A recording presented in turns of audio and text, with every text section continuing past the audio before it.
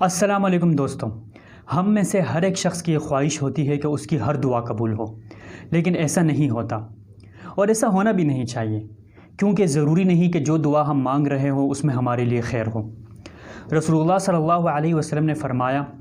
کہ انسان جب کوئی دعا مانگتا ہے تو یا تو اس کی وہ دعا قبول ہو جاتی ہے، یا اس دعا کی وجہ سے اس سے کوئی بڑی مصیبت ٹل جاتی ہے،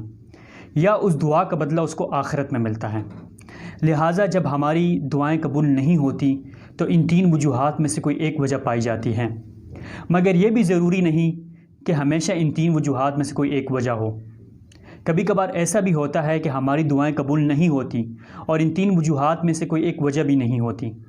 بلکہ ایک چوتھی وجہ ہوتی ہے، اور وجہ یہ ہوتی ہے کہ ہم کچھ ایسے گناہ کے کام کر رہے ہوتے ہیں، کچھ ایسے برے اعمال کر رہے ہوتے ہیں جن کی وجہ سے ہماری دعائیں قبول نہیں ہوتی۔ اگر ہم چاہتے ہیں کہ ہم مستجاب الدعوات بن جائے اور ہماری دعائیں قبول ہونے کے چانسز زیادہ ہو جائے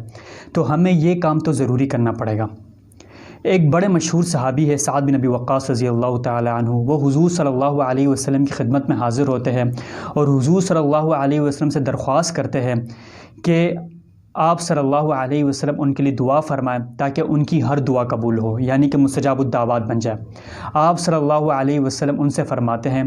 کہ تم اپنا کھانا پینا حلال رکھو، یعنی حلال کھاؤ، حلال پیو اور حلال پہنو، تمہاری ہر دعا قبول ہوگی۔ ایک دوسری حدیث میں آتا ہے کہ ایک شخص لمبا سفر طے کر کے خانہ کعبہ پہنچتا ہے، اللہ کے گھر پہنچتا ہے، اور سفر کی وجہ سے اس کی حالت انتہائی خراب ہو رہی ہوتی ہے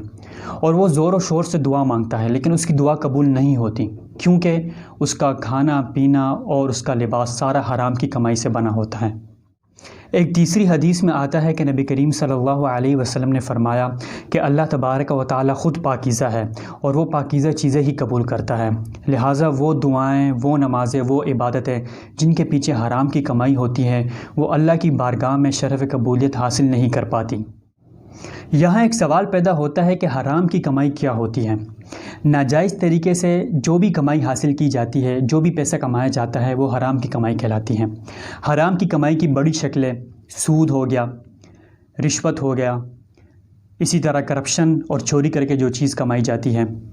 ملاوٹ کر کے، ذخیرہ اندوزی کر کے، جوئے میں پیسے کمانا، یہ سب حرام کی بڑی شکلیں ہیں۔ اسی طرح کسی کا حق کھا جانا، ناپ تول میں کمی کرنا، یہ بھی حرام کی کمائی کی شکلیں ہیں۔ ایک اور شکل ہے جس کا ہمارے اکثر لوگوں کو اندازہ نہیں ہوتا اور ان کو پتہ نہیں ہوتا، وہ یہ کہ جائیداد میں جو خواتین کا شرعی حصہ ہوتا ہے وہ جب ان کو نہیں دیا جاتا تو آپ گویا حرام کی کمائی کھا رہے ہوتے ہیں، کیونکہ کسی کو اس کا جائز حق نہیں دینا اور اس کا حق دبا لینا یہ بھی حرام کی ایک شکل ہے۔ اگر ہم ان تمام حرام کی جو شکلیں ہیں ان سے بچنے کی کوشش کریں گے تو ہماری جو دعائیں ہیں ان کے قبول ہونے کے چانسز زیادہ ہو جائیں گے۔ اگر آپ کو یہ ویڈیو اچھی لگی ہے تو اس ویڈیو کو لائک کریں، میرے چینل کو سبسکرائب کیجئے گا۔ ملتے ہیں ایک نئی ویڈیو کے ساتھ۔